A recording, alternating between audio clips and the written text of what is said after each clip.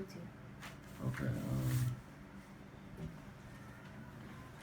Again, I'm Zion Hamashiach. This right here is my son Willie. This right here is my other son Elijah. In the last video, we ended off at Acts chapter 13, verse 1. So, because we didn't go all the way through that, we're going to start off again at Acts chapter 13, verse 1. And so you get Acts chapter 13, verse 1, and you get Deuteronomy 28, verse 37.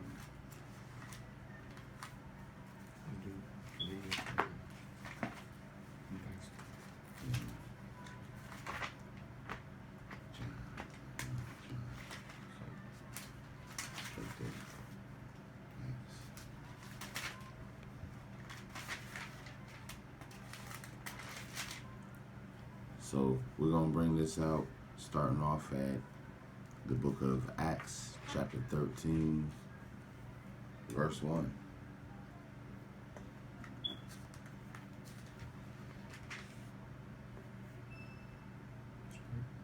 Go ahead and bring it out. Tell them the truth. Acts chapter 13, verse 1. Now there were in the church that was at Antioch certain prophets and teachers, as Barnabas and Simeon, Speak up. that was called Niger, and Lucius of Cyrene, and Manaen, which had been brought up with Herod and Tetrach and Saul. Saul. Okay. So now, in Acts, the book of Acts, chapter 13, verse 1, what we have is, bring it out real slow. Because a lot of people, a lot of pastors, ain't no pastor going to tell you about this. They're not going to break this down and then tell you the truth about it. So let's go bring it down again. Bring it out again. Now there were in the church that was at Antioch. Okay. Now, Antioch. What a lot of people don't understand is that Antioch, I'm going to explain to you where Antioch was. And this is from Wikipedia.org.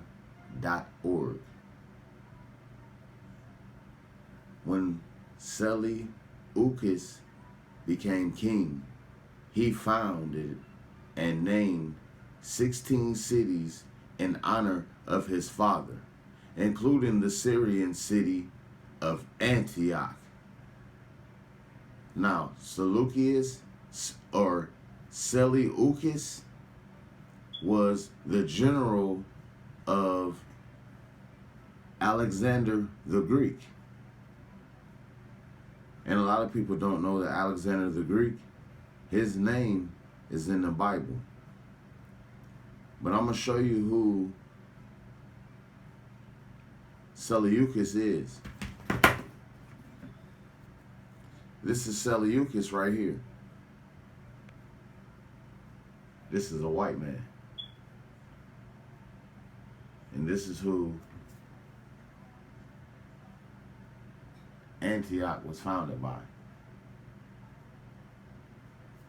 So now, we're going to go back to Acts chapter 13, verse 1. Bring it out again. Now there were in the church that was Antioch certain prophets and teachers, as Barnabas and Simeon, that was called Niger. Okay, so now, spell that. Niger. Bring it out louder. Spell Spell it. it louder. Niger. In Acts chapter 13, verse 1, Niger is the spelling of the word, which a lot of people would see it as Niger. But the pronunciation of the word is nigger. And I'm about to show you how. Actually, you see the Niger, you see the part of speech, transliteration. This right here is from BibleHub.com. And this is the definition and the pronunciation of the word Niger. That is in Acts chapter 13, verse 1. The definition of that word is, we're going to go with the pronunciation. N-E-E-G-E-R.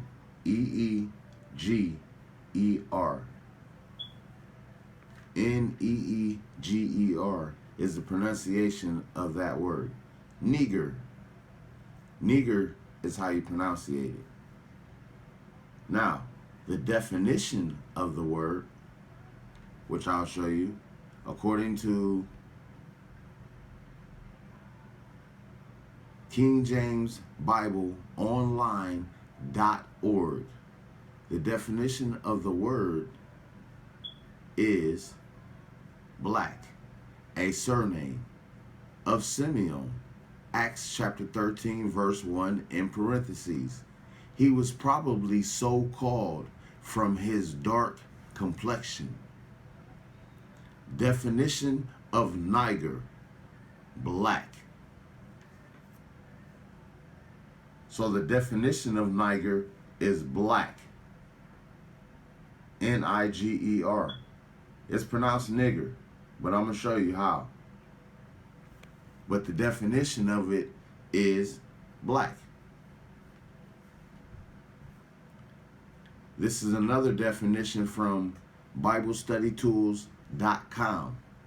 N-I-G-E-R, as you can see here.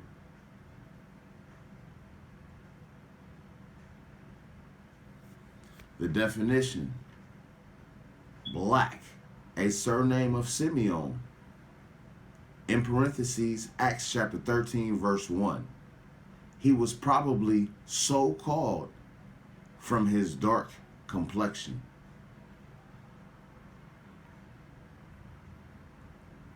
Now,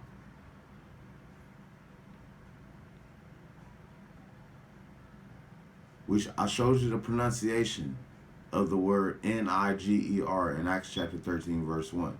But now, what we're going to do is look up the definition of the word nigger. And according to EnglishLanguage.com, this is the definition of the word nigger. As you can see here, N-I-G-G-E-R.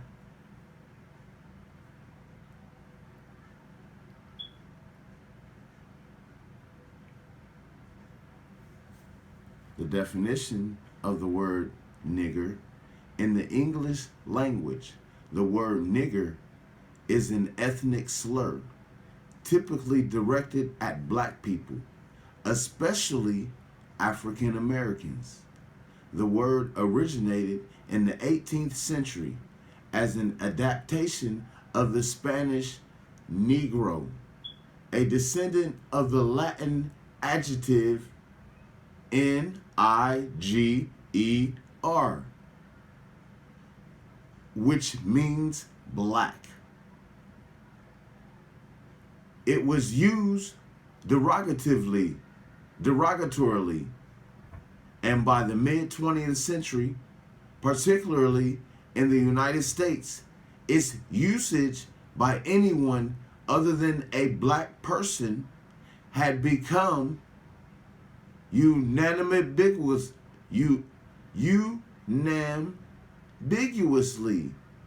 pejorative, a racist insult. Accordingly, it began to disappear from general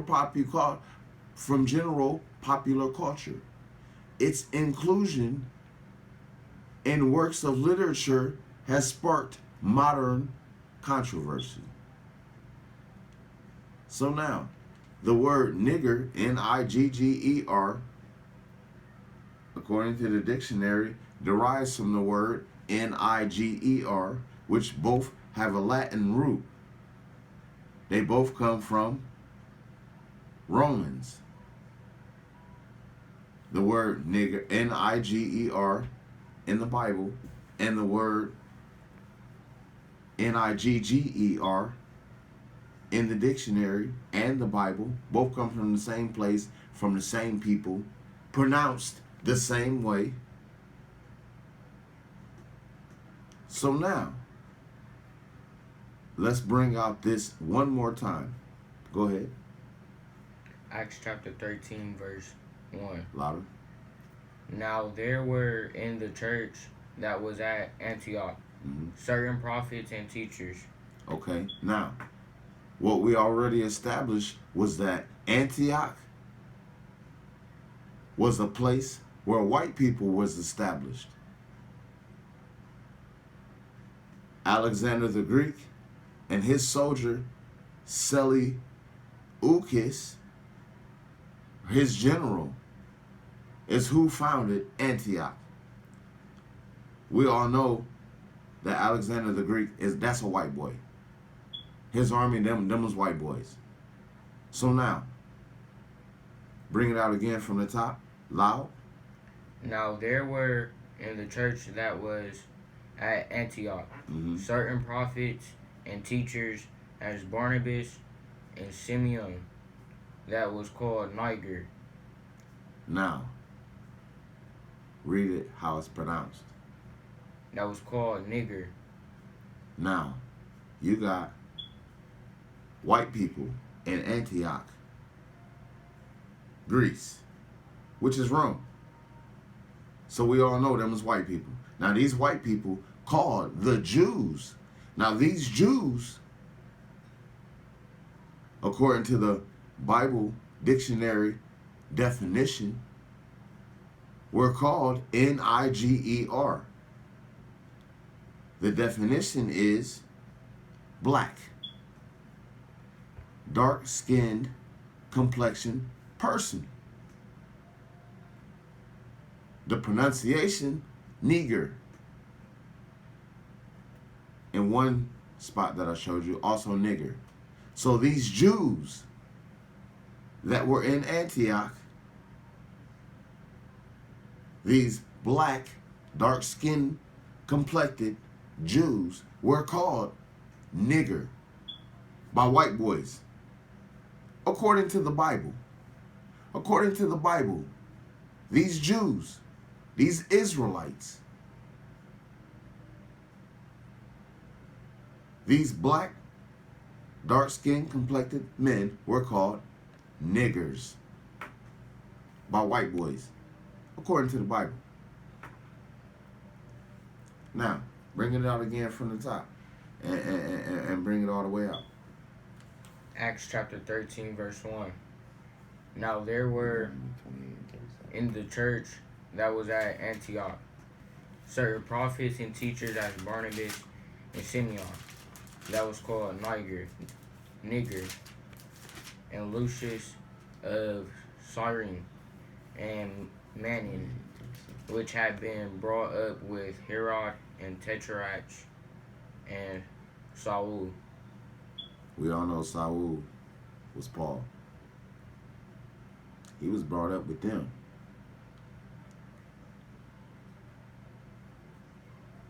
So Paul was a nigger too, according to the Bible.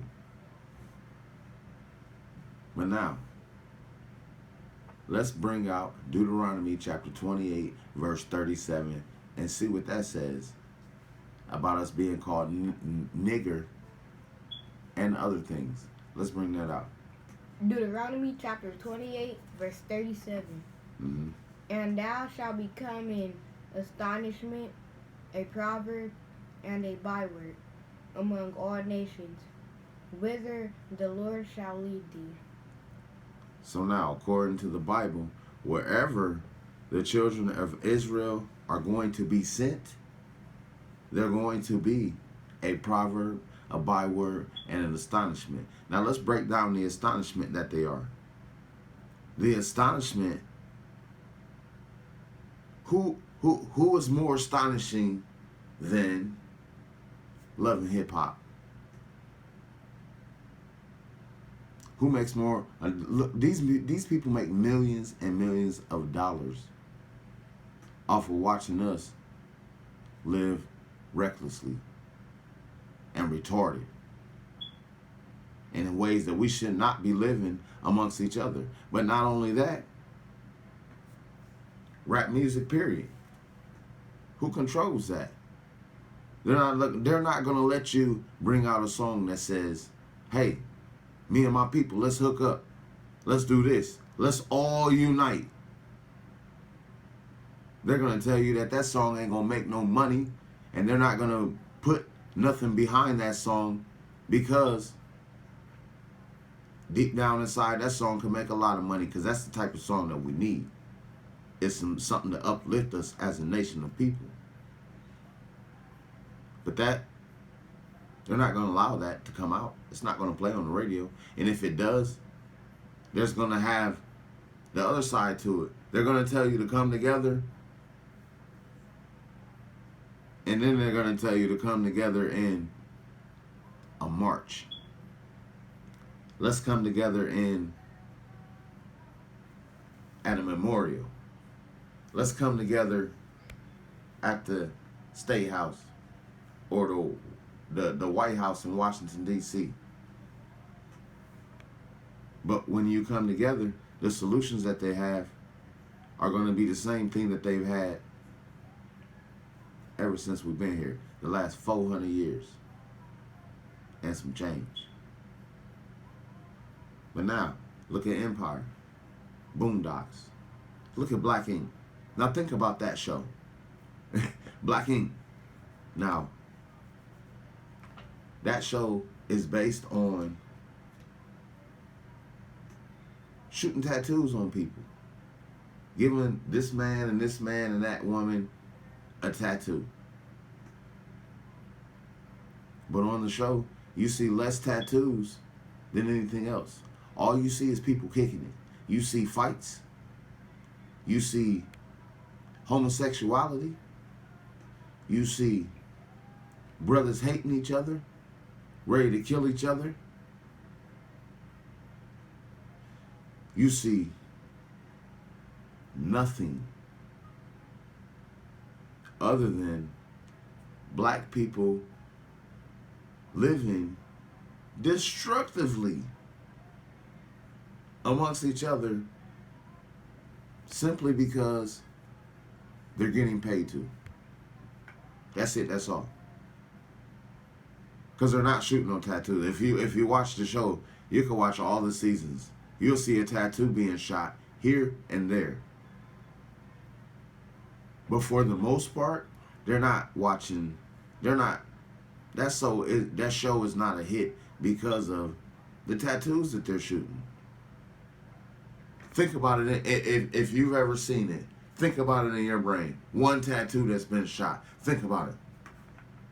Okay, now, I bet you could think about a fight or something other than a tattoo that can pop in your brain quicker than a tattoo. Is that not astonishing? But now, what else could be or is astonishing about us that is more astonishing than any other person on the face of this earth? Look at boxing. Who gonna beat somebody's ass better than us? You got Roy Jones and Mike Tyson coming up in the next couple of months. What if them was two white men? Man, ain't nobody caring about that fight. Don't nobody want to see that.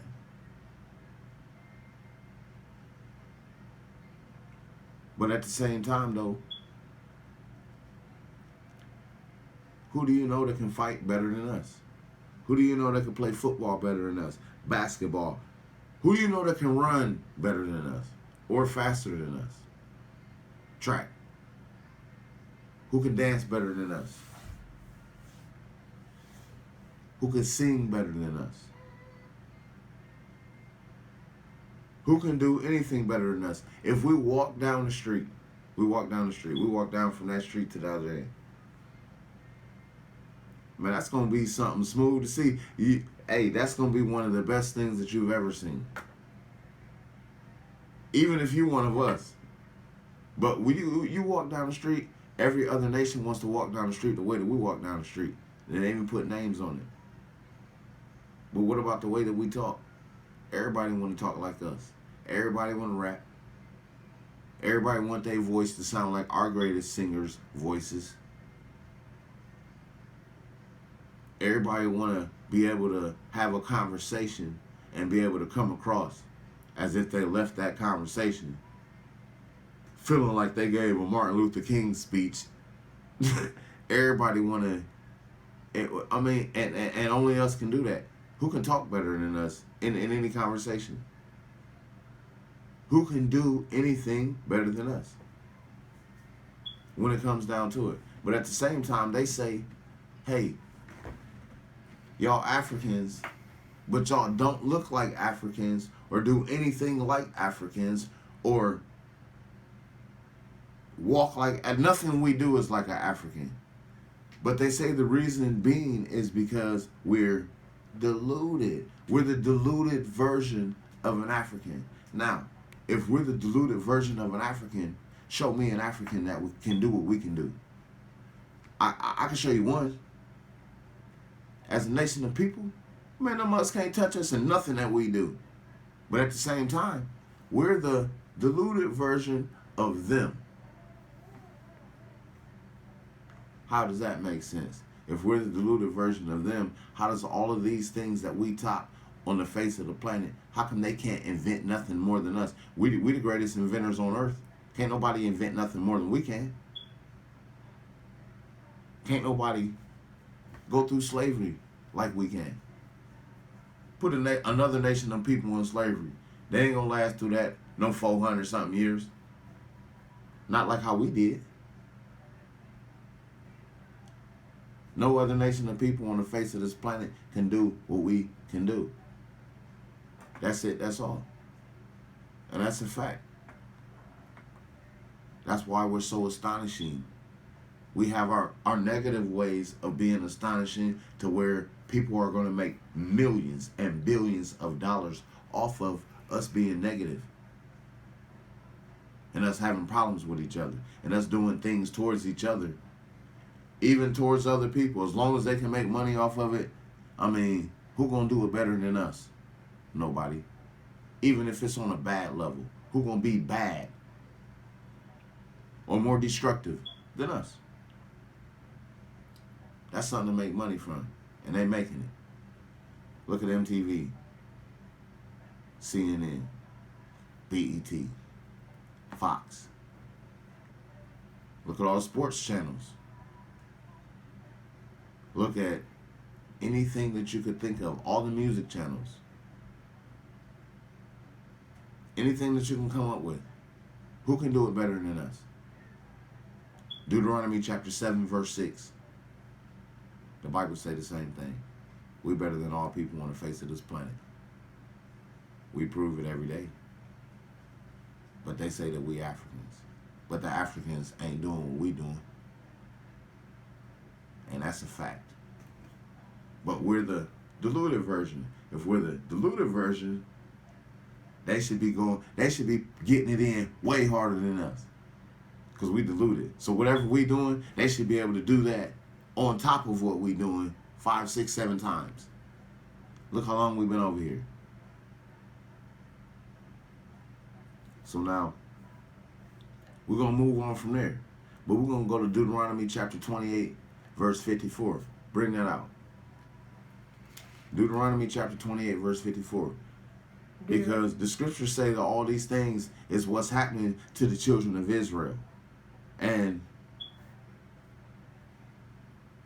according to the history of this earth, and according to the Bible, we're going to see who the children of Israel is. We're going to see who these Jews are. These people that Jew this, Jew that. We're going to see who it is, according to the Bible. But go ahead and bring that out. Deuteronomy chapter 28, verse 54. So that the man that is tender among you and very delicate, his eyes shall be evil toward his brethren. Mm-hmm. and toward the wife of his bosom, But go ahead, bring it out. and toward the remnant of his children, which he shall leave. Which he shall what? Leave. What? Leave. He gonna leave his children. Is that what the Bible say? Yeah.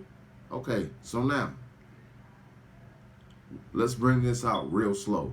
Start out from the top, bring it out again. Because this Bible is saying something, and it's the truth. But bring it out. Deuteronomy chapter 28, verse 54. Mm-hmm. So that the man that is tender among you, Now, the man that is tender among you is your father, your brother, your cousin. That's what the tender is. They care about you. They tender among you. Like, this my son. This my other son. I'm tender among them. I love them. So now, the man that is tender among them, go ahead. so that the man that is tender among you and very delicate, his eyes shall be evil toward his brother.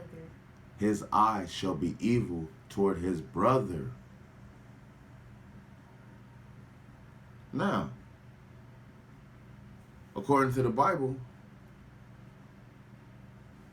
the children of Israel, their eye is going to be evil toward their brethren.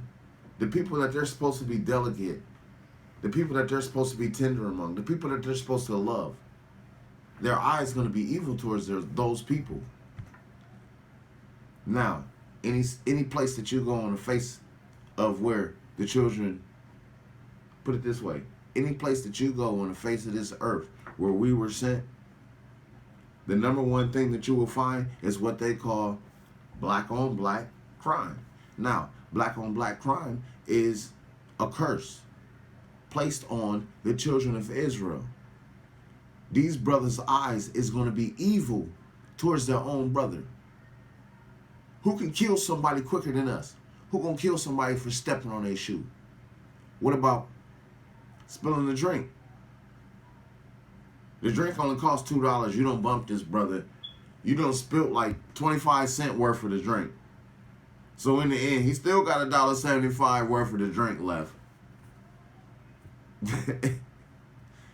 But he'll blow your head off for that. Which ain't even funny. But at the same time, though, how many times have you walked through the mall? You got 5 or 6 black people, that they call us, on this side of the mall. You got 5 or so-called other black people on the other side of the mall. When they walk past each other, they're going to be looking at each other like, who them niggas? I wonder what they claiming. I seen the one dude, he got a little bit of red on him. And they and the same thing that they thinking is, we ain't even no gangbangers. I got on some red, but my bro, he got on some blue. We just a big family. This my brother, this my cousin. But at the same time, we ride with each other. What these niggas looking at? Next thing you know, it's a shootout in the goddamn mall, or it's a shootout in the club, or it's a shootout in the shoe store. It's a shootout at the restaurant. It's a shootout at the corner store. Our eye is evil towards each other as a curse, according to the Bible. We kill each other. I mean, when was the last time you seen a Chinese shootout? Where, in all the places that we were sent on the face of the earth, anywhere that you go, show me a Chinese shootout. Show me a Japanese shootout amongst each other. If I walk through the mall right now and I see a Chinese dude and another Chinese dude, both of them don't know each other, never seen each other ever in their lifetime. When they see each other, they both go, especially if they know that they both can barely speak English and they both can speak good Chinese, they go, the one don't recognize someone, hey, Man, they about to hook up real fast. We do that too, though. But at the same time, though, a lot of people that I know personally and that I've seen with my own eyeballs, when it comes down to shootouts and a lot of disagreements and a lot of biggest brawls and problems that they've had amongst our own people, 9 times out of 10, it was amongst someone we didn't even know. We didn't even know him. Shot the dude last week in the arm. Didn't even know him. Shot this dude 2 weeks ago. My cousin ain't know him. Nobody knew him. This dude shot me a month ago. I mean, these are all examples, not, but just as an example. I'm shot a month ago. Only reason I got shot, because I'm in the store. I'm in a shoe store trying on a pair of shoes. My pair of shoes cost $240-something. Dude's shoes cost like $60, $70. His girl talking about some, ooh wee. His shoes is slick. How much them cost? Baby, why don't you get these? Oh, you know what? You can't afford them. Ha, ha, ha, ha. And this brother didn't even say nothing. He just buying him. He can afford a nice, decent pair of $200-$300 pair of shoes. He didn't even say nothing. His woman is tripping. Talking crazy to her man. They maybe got in an argument or something before they came in the store. Who knows? But him, what? I can't afford it. Oh, what you think this nigga? Man, fuck that nigga. Oh, man. What you mean, fuck me? Nah, bro. Fuck you. Nah, these niggas got a problem right now. These what they call us as niggas. These brothers right now, they have a problem with each other. All because his woman was talking retarded. Because his shoes is about to be like $60, $70 with the pair of shoes he buying. Homeboy shoes is a couple hundred. His shoes is way more expensive than homies. So she done made him look stupid. And this brother ain't did nothing but want to buy him a pair of shoes. Now he end up in a shootout. Or he end up in a fight. For no reason. In the end, when it's all done and over with, hey bro, why this happen? The judge gonna be, why you kill that bro? You know what?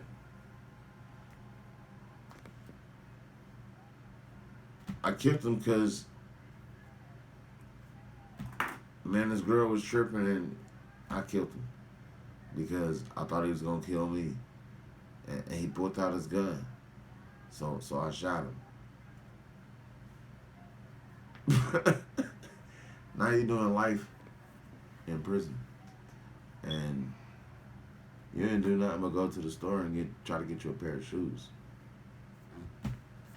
And it turned into something crazy. I myself personally have not been in that situation, but I know people that have. So, I mean, I ain't giving nobody buying no pair of shoes. But just as an example, when it comes down to it, our eyes evil towards our brother. But at the same time, though, even though our eyes are evil towards our brother, what does the rest of that verse say? Deuteronomy chapter 28, verse 54. So that the man that is tender among you and very, very delicate, his eye shall be evil toward his brother. So now, that's that. The eye is evil towards their brother. But now, keep going. Deuteronomy chapter 28, verse 54. So that the man that is tender among you and very delicate, his eye shall be evil toward his brother, and toward the wife of his bosom. Uh-huh. And toward the remnant of his children, which he shall leave. Which he shall what? Leave. He's going to what his children? Leave. What's the number one fatherless household anywhere that we are? If we're there, the number one fatherless household is us.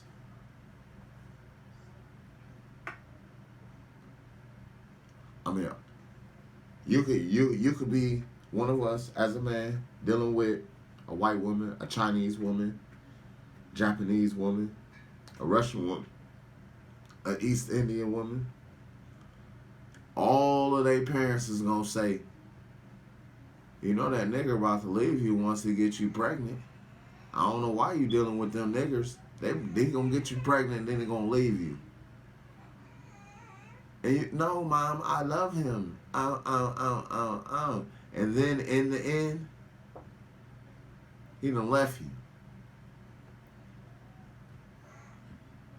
And then look how many of our sisters, how many of our black mothers ain't got no husband in the home or no baby daddy. Look how many of them got 7, 8 baby daddies, 5 and 6 baby daddies, 2 and 3 baby daddies, all because they keep leaving.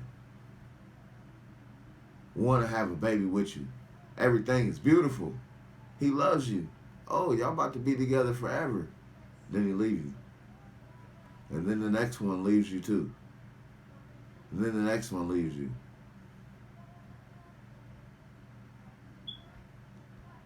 If you are an African American and your father did not leave you and your father is there with you, if you are indigenous, Hispanics, if you are indigenous to the lands of America, we all the same people, believe it or not. That's another subject. But we all the same people. But now, if your father is in your household and you know your father and you had a good relationship with your father, that is a blessing. Because according to the scriptures, that's one of the curses that's going to be placed on the children of Israel. And I don't know a fatherless household outside of us. I don't know of a household that is more fatherless than ours. Most of my friends, relationships with their daddies is not what it should be. I never met my father until I was 16 years old. Met him for 15 minutes. Met him that day. I ain't seen him since. When I was 16, we ain't gonna do no age type of things, but that was a long time ago. So now, let's go ahead and bring out the bywords. Because if you get into the bywords, okay, the bywords was what we was considered as African Americans and all these different things. And if you look at all the types of things that I brought out us going into slavery on slave ships. The Bible said the children of Israel was going into slavery on slave ships. I brought out us killing each other. The Bible said that the children of Israel was going to kill each other. I brought out us being killed and the people that possess us. The Bible says that they're going to kill us and they're going to get away with it. They're going to be found not guilty. The Bible says that the children of Israel are going to be in the worst conditions wherever they are. If you go where they are, that's going to be the worst place to be. If you go where we are, that's the worst place to be as a nation of people. The Bible says the children of Israel is going to be cursed in the field. Show me a field that we have not been cursed in. Show me anyone on the face of the earth that has been cursed in any other field more than we have. Show me one nation that's been cursed in the field more than us. That's been cursed in the city more than us. Show me another nation of people that went into slavery on ships and was sold to their enemies. Not their friends, but their enemies, according to the Bible. So now when you put all this together, let's get Jeremiah 17:4. When you put all of this together, How could the Bible say all of these things, but only one nation of people fit all of these things? And this one nation of people that fit all of these things happens to be our nation of people. The proverb, the byword. We fit those descriptions. And that is one thing that also is one of the curses, is that when these curses come upon you, the children of Israel, they're going to be a sign and a wonder to who they are. They're going to wonder that.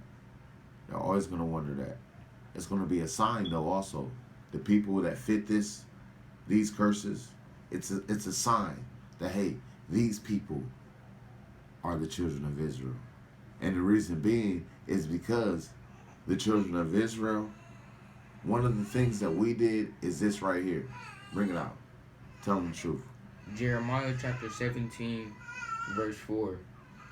And thou, even thyself, shalt discontinue from thine heritage that I gave thee, and I will cause thee to serve thine enemies in the land which thou knowest not.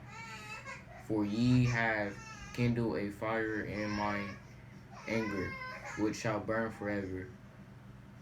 Now, the Bible said the children of Israel are going to discontinue from their heritage.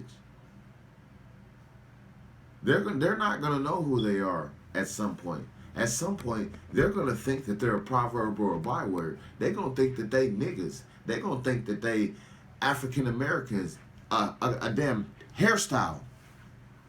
They're going to think that they're named after two different white men, Leo Scipio Africanus and Amerigo Vespucci. They're going to think that these Israelites, they're going to think that if they go down the street down there, they black, and down there they colored, and over there they're African American, and over here they're Afro American, and over there they're Negroes.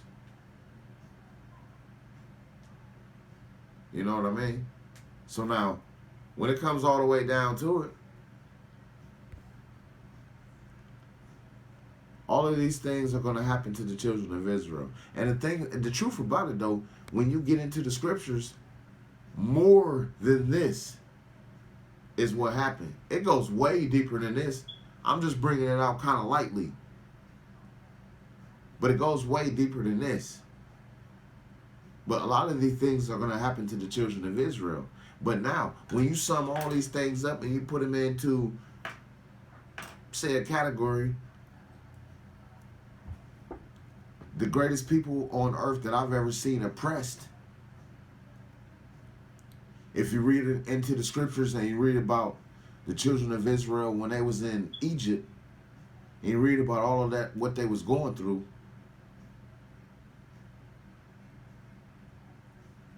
that's crazy.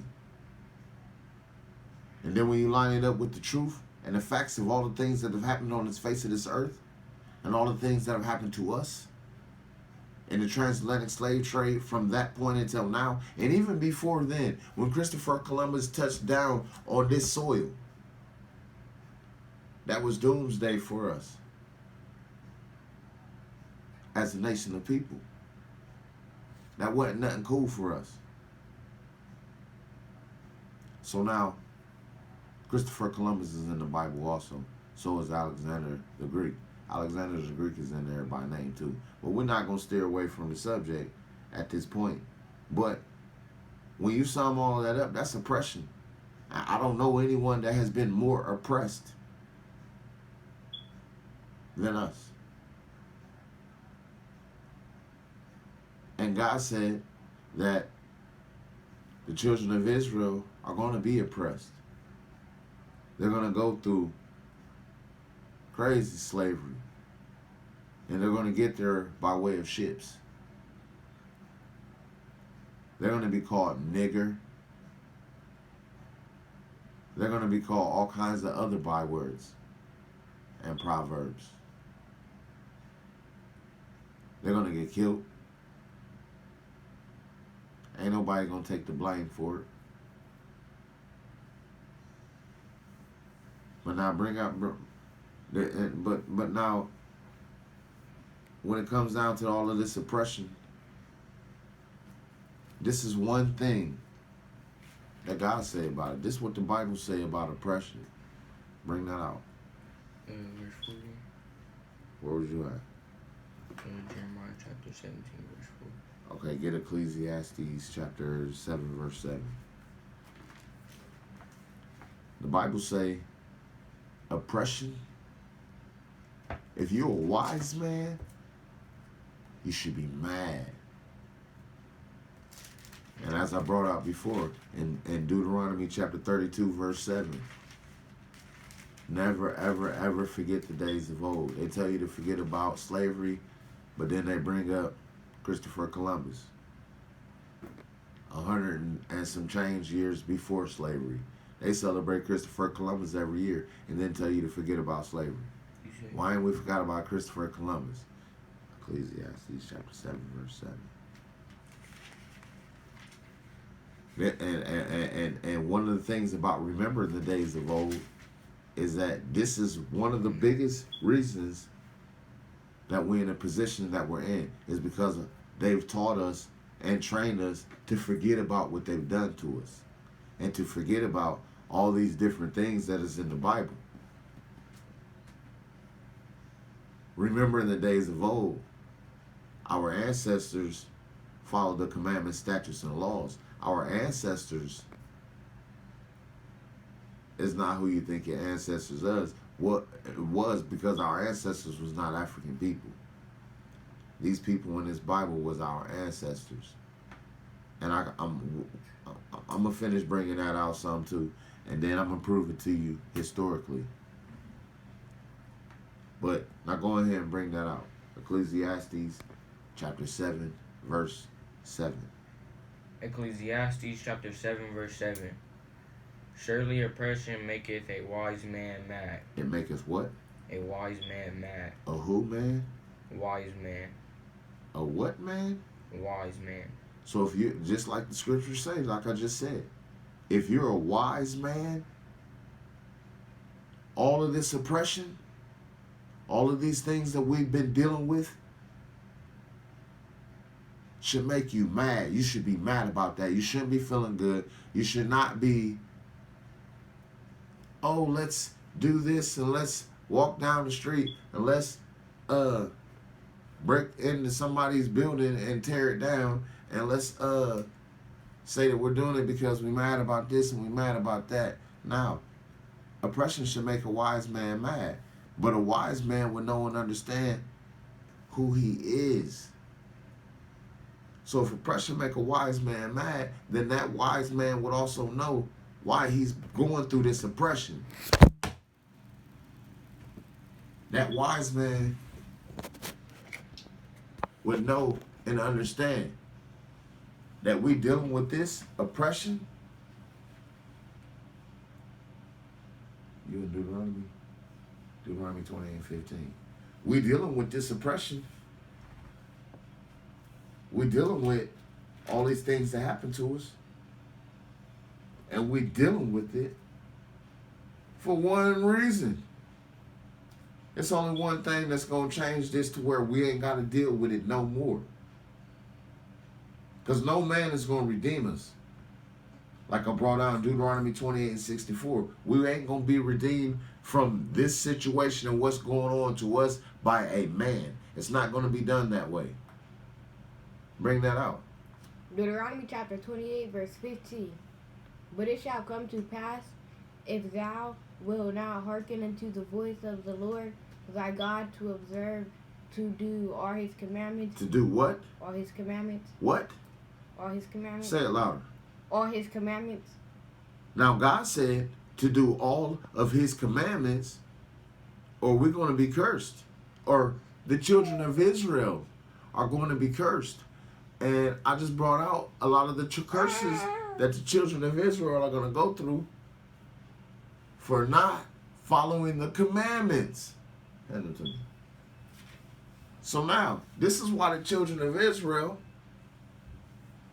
is going to have these problems because they're not listening to God. They're not following God. They're not following the commandments. So now keep going. Deuteronomy chapter 28, verse 15. But it shall come to pass, if thou wilt not hearken unto the voice of the Lord thy God, to observe to do all his commandments and his statutes, which I command thee this day, that all these curses shall come upon thee and overtake thee. So now, the children of Israel is dealing with all of these curses. But the reason that we're dealing with all of this oppression, the reason we're dealing with all of these things is because we're not following the commandments, the statutes, and the laws. We're not recognizing our God for who he is. We're looking at our God and we saying, you know what, some white people told us to worship this wood. So we're going to do this. Because nowhere in the Bible does it say anything about bowing down to a cross or to any type of wood or to any type of anything that has to do with wood. You're not going to bow down to no tree. You're not going to do any of that according to the Bible. According to the Bible, we ain't supposed to be bound down to no stones. We ain't supposed to be following that. That ain't got nothing to do with us.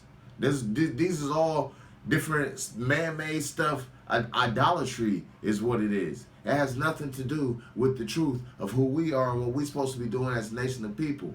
The bad thing about it is that the people, this government know who we are. These other governments know who we are. Right here in the United States of America, they're going to call us a nigger. But you go to these other countries, they going to say, yeah, we know who y'all is. Y'all the children of Israel. Y'all the real Jews. That's who y'all is. Y'all the Jews. But America is going to come condemn that and compress that. In order that's what keeps their white supremacy alive. In the schools of theology, if you go through any school of theology anywhere, the school of theology comes from the Roman Catholics. Matter of fact, I'm going to read something to you about the school of theology. And who they are and how they make their situation happen. The school of theology. This is according to www.historyschooloftheology.com.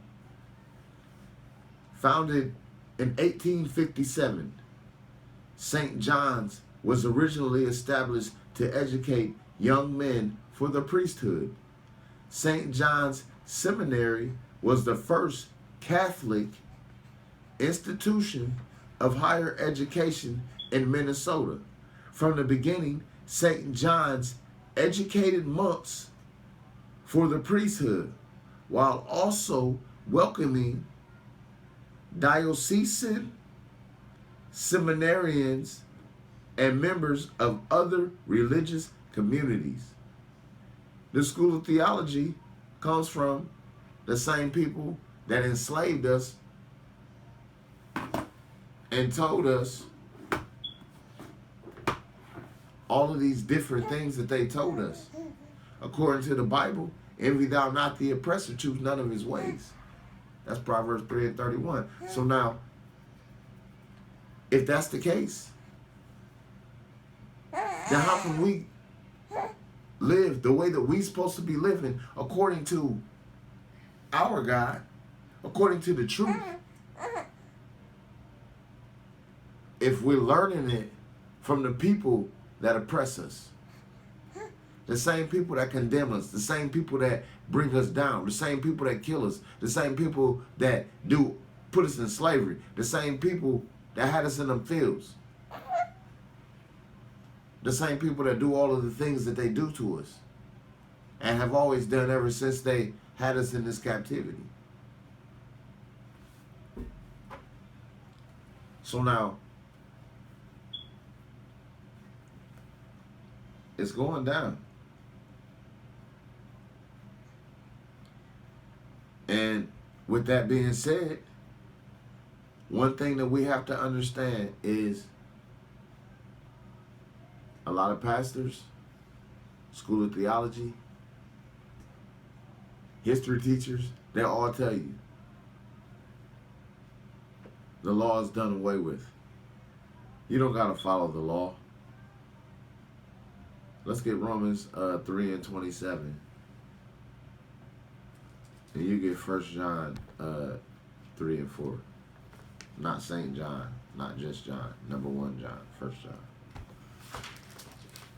So now, a lot of the pastors, because 3 and 27, because they're teaching this to you according to how the white man told them to teach it to you. The same man that did all these different things to us. They tell you, you don't gotta have the law. You don't need the law no more. All you need is faith. You don't need the law. All you need is faith. When the Bible clearly says this right here in Romans, and this is in the New Testament, because a lot of our oppressors tell you don't deal with the Old Testament period. So I'm going to bring it out for you in the New Testament. But let's, Romans chapter 3, verse 27. Bring that out. Tell them the Romans truth. chapter 3, verse 27. Uh-huh. Where is boastings in is excluded by what law of works? Nay, but by the law of faith. The law of what? Faith. So now, according to the Bible, read that again and read it slow and bring it out loud. Romans chapter 3, verse 27. Uh-huh. Whereas boastings in is excluded Uh-huh. by what law of works? Nay, but by the law of faith. By the what? Law of faith. So according to the Bible, faith is a law. So if someone tells you, if someone came up to me and said, I'm a pastor, I'm a preacher, or I'm anything of the sort, and I'm telling you that you don't gotta have faith, or you don't gotta have the law, forget about the law. All you gotta have is faith. Faith is all you need. Now, you're going to pull this book out and tell me that I don't need the law and faith is all I need. But according to this book, say it one more time. Romans chapter 3, verse 27. Uh-huh. Whereas boastings in is excluded by what law of works? But by the law of faith. The law of faith. Faith is the law. So if you don't gotta have the law, but you gotta have faith, then that means you don't gotta have faith.